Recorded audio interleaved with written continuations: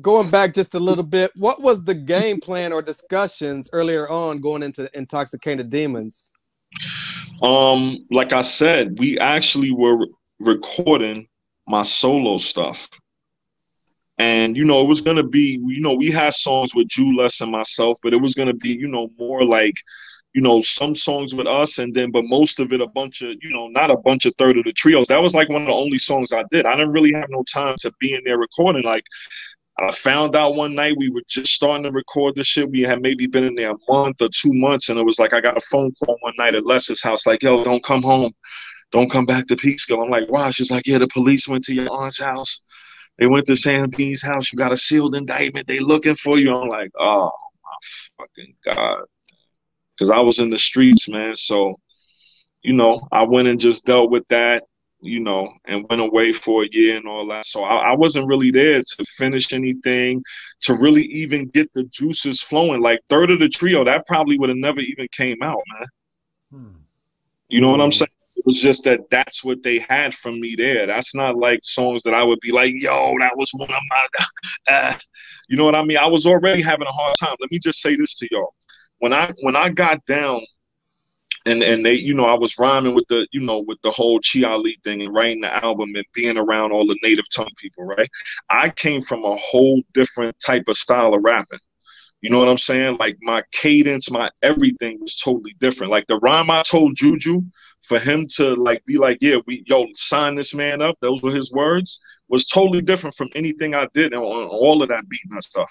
I felt like I had to change. I felt like I couldn't come in talking about guns and nines and robbing niggas and all that type of shit and be down with native tongue. Like, you know what I'm saying? So all of that shit you hear on the Chi Ali shit and Let the Horn, the criminal, I'm just trying to find a style and trying to do something different. Like, yo, I'm gonna be different. All that shit on Third of the Trio or in the, you know what I'm saying? That was me trying to actually find my shit. Like that whole era threw me off, man, because I was trying to fit in with all of that stuff that was going on over there and like not to sound. And then it's the crazy thing is Jew and Les wound up rhyming like that anyway, talking about killing this shit. You know what I'm saying? When I came home and heard Pop the Trunk hit the deck, I'm like, how the fuck is that man with the, you know what I'm saying?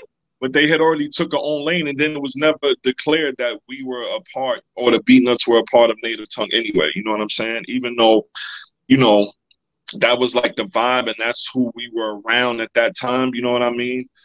Because of some behind the scenes thing, it never was declared, and we were never officially a part of that whole collective. You know what I'm saying? Right.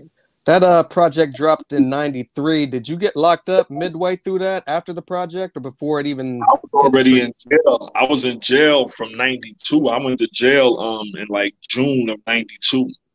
You know what I'm saying? So when I came home, that project had just dropped. I came home in April 29th of 1993. And it was already out. It had been out for, I don't know, maybe a month. It had been out long enough for Rain of the Tech to already be making noise. Right. And the Rain of the Tech was already making noise by the time I came home. You know what I mean? So, yeah, that came out in '93. Yeah, I was locked down when they were doing all that stuff, world famous and all of that. Yeah.